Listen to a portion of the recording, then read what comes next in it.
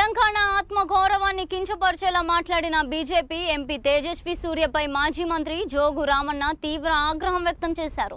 నిరసనగా ఆదిలాబాద్లో ప్రధాని మోదీ ఎంపీ దిష్టిబొమ్మలను బీఆర్ఎస్ శ్రేణులు దహనం చేసి కేంద్రం విపక్షను ఎండగట్టారు.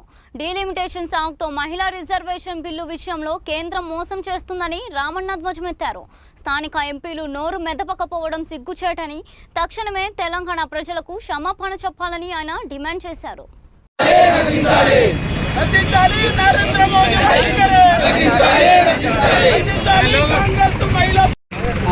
నమస్కారాలు.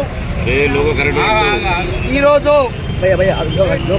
ఆదిలాబాద్ జిల్లా బీఆర్ఎస్ పార్టీ కొమరం భీం చౌరస్తాలో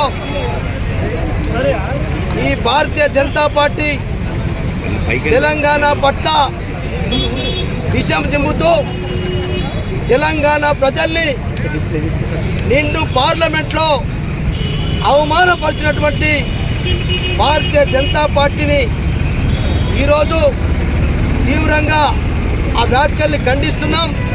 అట్లనే నిన్న మహిళా బిల్లు పేరుతో 131వ రాజ్యాంగ సవరణ పేరుతో ఇలా యావత్ భారతదేశంలో ఉన్నటువంటి మహిళలందరినీ కూడా మోసం చేసినటువంటి భారతీయ జనతా పార్టీ కాంగ్రెస్ పార్టీలో వాళ్ళ వైఖరి నశించాలని చెప్పి నిరసనగా ఈరోజు కొమరం భీం చౌరస్తా ఆదిలాబాద్లో మరి బీఆర్ఎస్ పార్టీ మరి ఈరోజు వ్యతిరేకిస్తున్నాం. మేము ఒకటే డిమాండ్ చేస్తా ఉన్నాం.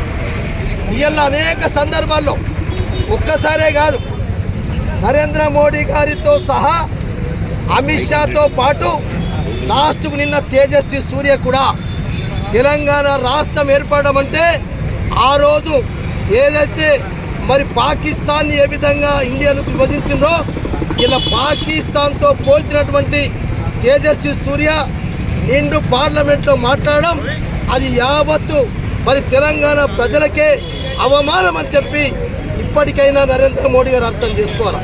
నరేంద్ర మోడీ గారి అధ్యక్షతన మరి అక్కడ పార్లమెంట్లో అది తేజస్వి సూర్య మాట్లాడు కావు, అది నరేంద్ర మోడీ గారే మాట్లాడించినటువంటి మాటలని చెప్పి ఇలా తెలంగాణ ప్రజలు బాధపడుతూ ఉన్నారు.